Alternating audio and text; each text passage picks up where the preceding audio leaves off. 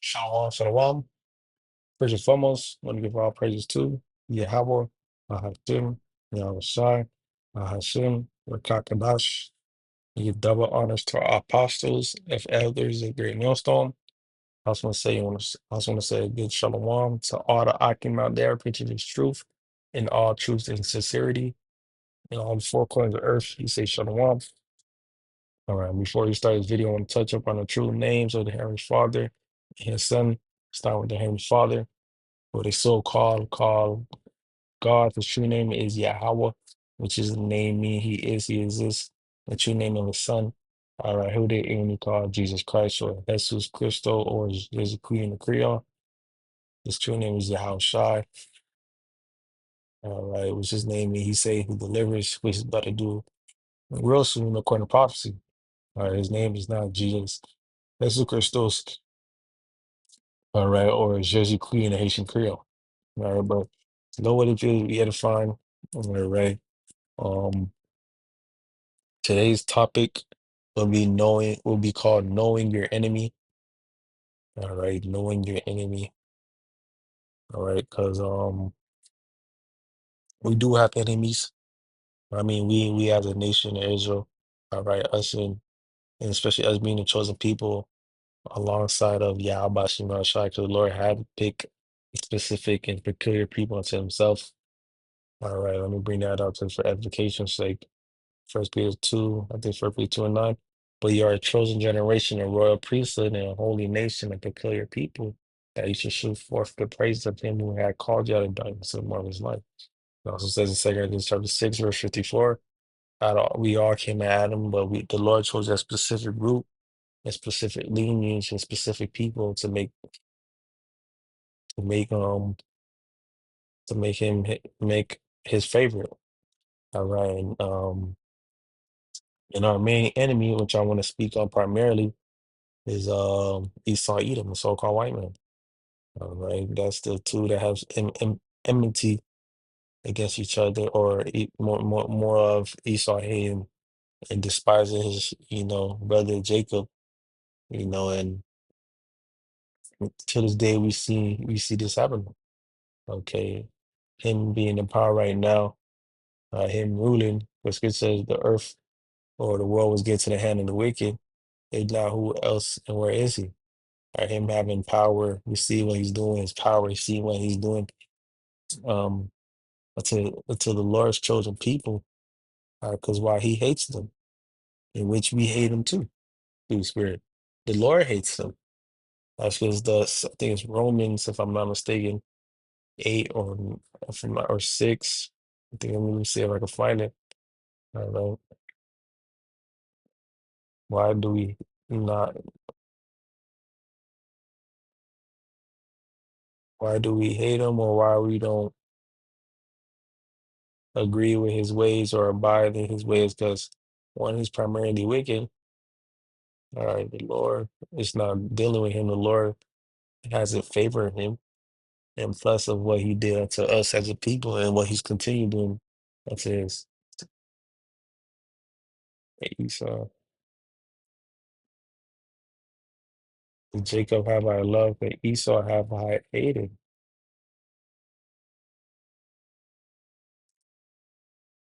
Romans 9. Romans 9, chapter 13 says there, no, Romans 9, chapter 13 says, as a word, Jacob have I loved, but Esau have I hated. All right, but yeah, just going back to the topic, let's go back to the topic. All right, knowing your enemy, the so-called white man, Esau Edom, that's our enemy. He doesn't like the so-called Negro, Latino, and Native Americans. All right, because you can see off his nature. You can see, especially in the past, his history, of what he done unto us, and also too, because he has that crooked and wicked spirit. All right, he's not able to do right and abide in righteousness and so on and so on.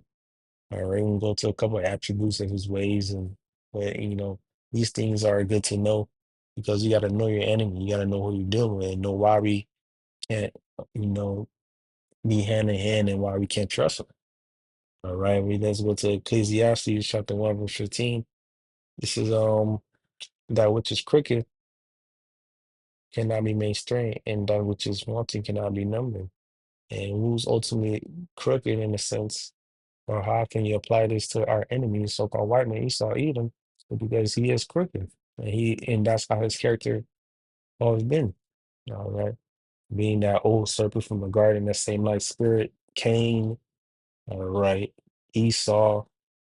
You know, Esau, Edom to this day, so-called white man. All right, that same like spirit.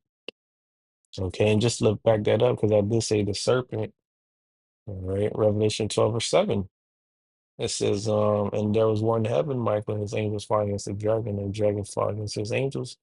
Talking about that war in heaven that's going to come soon. All right, the Lord's armies against the Esau's armies and the heathens, and prevailed not, neither were their place found any more in heaven. And that great dragon, was cast out, that old serpent called called the devil and Satan, which deceived the whole world. He was cast into the earth, and his angels were cast out with him.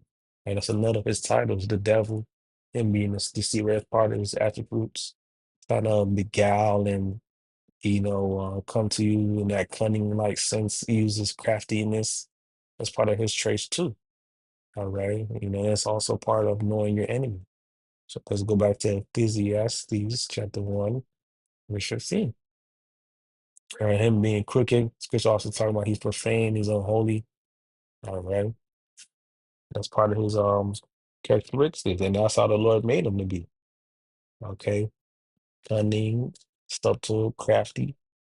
All right, I got another precept, Job chapter 5. All right, and we can see how he moves. All right, being amongst them, seeing what he does it to our people. This is Job chapter 5, verse 12. He disappointed at his devices of the crafty, so that their hands cannot perform their enterprise. And part of his, ideals and things that he plans is to, for example, NWO and trying to depopulate the earth and see hip everybody and so on and so on. That's part of the plans of the crafty, aka Esau Edom, the so-called white man. All right. Trying to be like the Most High, okay? Trying to lie and deceive you, okay? The reason why I say the white man is devil, devil means basically deceiver, right? That same like spirit, okay? Like we just read Revelation 12, called it, the devil.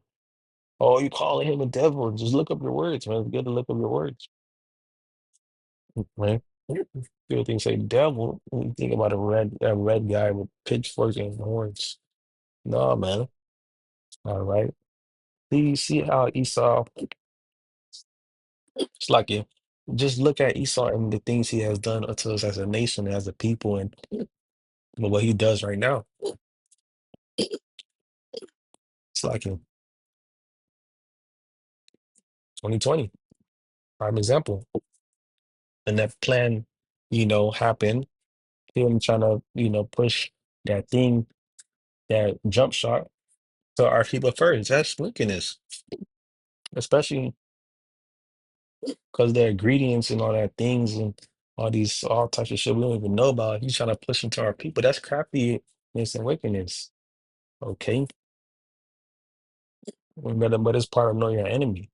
Like the reason why we say we can't trust him is because what he has done to us. Okay. And it's not something, slavery and which that's part of it too. He furthered the affliction. He did over that he had to do alligator bait, motherfucker, the thing where he put a man and tie him to a horse and pull him. That's they're doing too much. But it's more than just slavery. Okay. He has a lot of things he's doing behind the scenes, and all things he plots. But I'm gonna go to the Psalms chapter 83, and it says, verse 1, it says, "Keep not thy silence, O power, hold not thy peace, be not still, O power, for lo, thy enemies make a tumult, and they that hate thee have lifted up the head. They have taken crafty counsel against thy people and consulted against thy hidden ones." All right, but it's primarily starting with Esau. All right, because Esau doesn't like the Most High. He hates the Most High, his ways. All right, he's taking that energy out on us too, because he hates us too, because we're the Lord's special people. He takes crafty counsels of starting with the men of the Lord on down. Okay, you know, and it also says in that same chapter, start jumping, back and forth. Revelation 12, he said he made, he went to make war with remnant and seed. Okay, thinking about that too. He constantly trying to fight against us, constantly, which that's go back to that perpetual hatred. He has that perpetual and forever hatred against the Lord and men. All right, you got to know that about your enemy. Okay, um, which we because of these things, because of how he move and what he says and how he try to beguile you or try to smooth talk you. He said how his mouth is smooth like honey, roughly paraphrasing, but war is in his heart. We know not to trust this demon. Okay, Sirach chapter 12, verse 10.